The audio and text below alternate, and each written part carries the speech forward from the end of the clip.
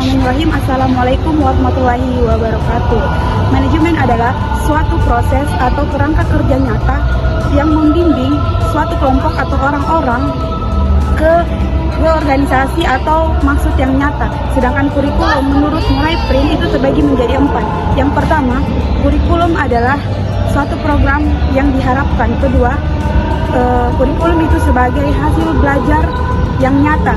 Yang ketiga, kurikulum itu adalah suatu reproduksi kultural. Dan yang keempat itu adalah kurikulum sebagai korele atau berlomba. Baik, pada kesempatan kali ini kami akan menjelaskan tentang manajemen kurikulum Lembaga Pendidikan Islam. Yang poin-poinnya akan dijelaskan oleh teman-teman saya. Nah, selanjutnya kita beranjak pada poin yang kedua, yaitu kurikulum pendidikan Islam. Apa sih kurikulum pendidikan Islam itu? Jadi, kurikulum pendidikan Islam adalah rangkaian dan pedoman pendidikan yang didasarkan pada ajaran dan nilai-nilai Islam.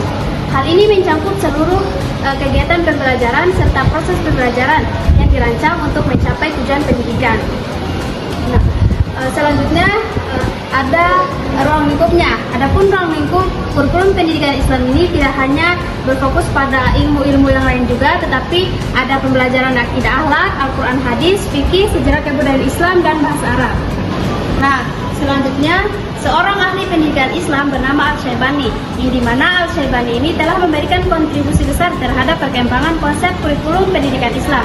Nah, menurut Al-Syaibani, ciri-ciri konsep kurikulum pendidikan Islam itu terbagi menjadi 4 jenis. Yang pertama ada kurikulum pendidikan Islam itu harus menonjolkan nilai agama dan akhlak. Nah, yang kedua, kurikulum pendidikan Islam harus memperhatikan pengembangan menyeluruh aspek pribadi antara jasmaninya, rohani, serta aspek sosialnya. Nah, selanjutnya itu ada kurikulum pendidikan Islam itu memperhatikan antara seluruh individu siswa, yaitu antara pribadinya dan masyarakat serta aspek dunia dan akhirat. Dan yang terakhir itu kurikulum pendidikan Islam mempertimbangkan perbedaan kebudayaan. Jadi kita dapat simpulkan bahwa kurikulum pendidikan Islam itu tidak hanya berfokus pada satu aspek pengetahuan umum saja, akan tetapi dengan ilmu-ilmu Islam lainnya. Oke, selanjutnya ada asas-asas kurikulum. Yang pertama ada asas filosofis yang berkaitan dengan tujuan pendidikan sesuai dengan filsafat negara. Nah, yang kedua ada asas psikologis yang memperhitungkan faktor anak dalam kurikulum, yakni ada faktor perkembangan anak dan bagaimana proses anak dalam belajar. Yang ketiga ada asas sosiologis, yaitu keadaan masyarakat, perkembangan dan perubahannya, kebudayaan manusia, hasil kerja manusia berupa pengetahuannya. 4. Asas organisatoris, asas yang mempertimbangkan bentuk dan organisasi bahan pelajaran yang disajikan. Komponen-komponen perkembangan kurikulum.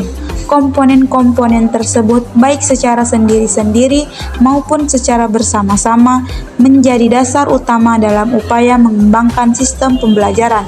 Yang pertama ada A. Tujuan kurikulum.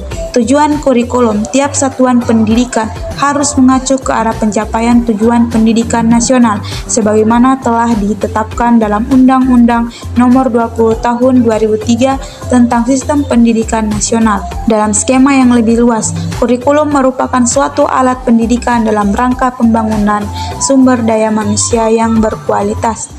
Yang kedua ada B. Materi kurikulum. Materi kurikulum pada hakikatnya adalah isi kurikulum. Isi kurikulum dikembangkan dan disusun berdasarkan prinsip-prinsip sebagai berikut. Yang pertama ada materi kurikulum berupa bahan pembelajaran yang terdiri dari bahan kajian atau topik pelajaran yang dapat dikaji oleh siswa dalam proses belajar dan pembelajaran. Yang kedua ada materi kurikulum mengacu pada pencapaian tujuan masing-masing satuan pendidikan.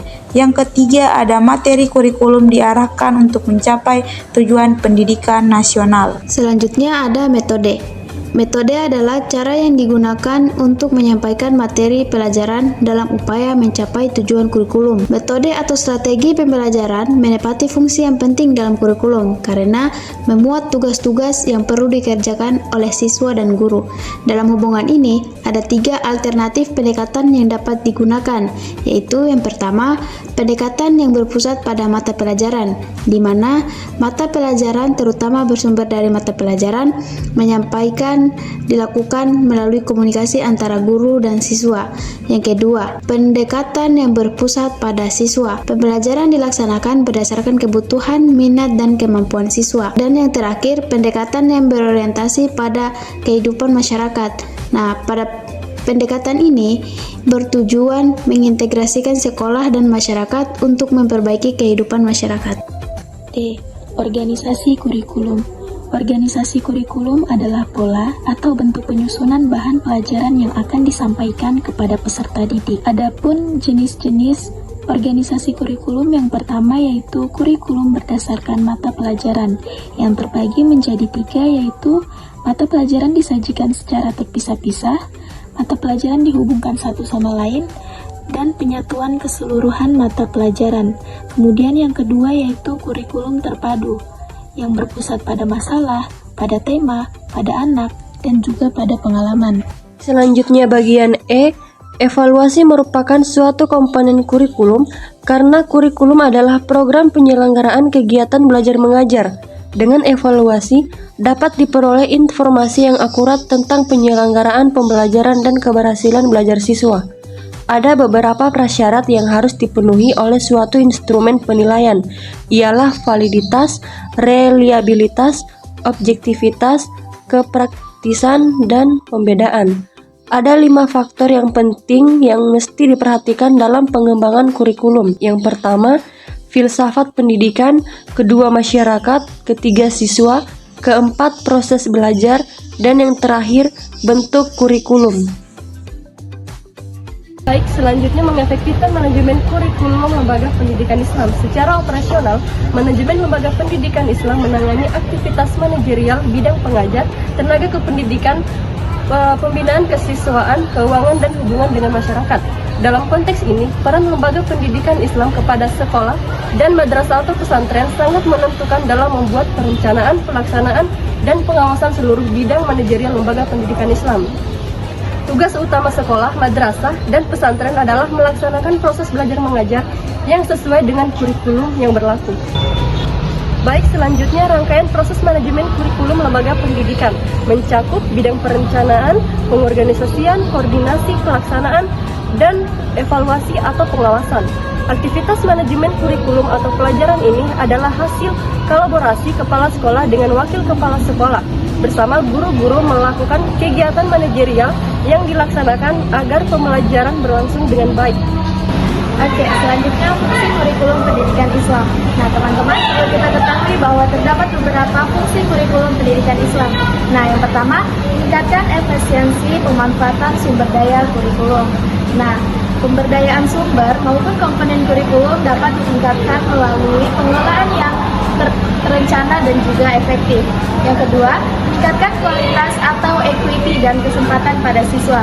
Nah, untuk mencapai hasil yang maksimal dan juga kemampuan yang maksimal dapat dicapai peserta didik tidak hanya melalui kegiatan intrakurikuler, tetapi juga perlu melalui kegiatan ekstrakurikuler yang dikelola secara integritas dalam mencapai tujuan kurikulum.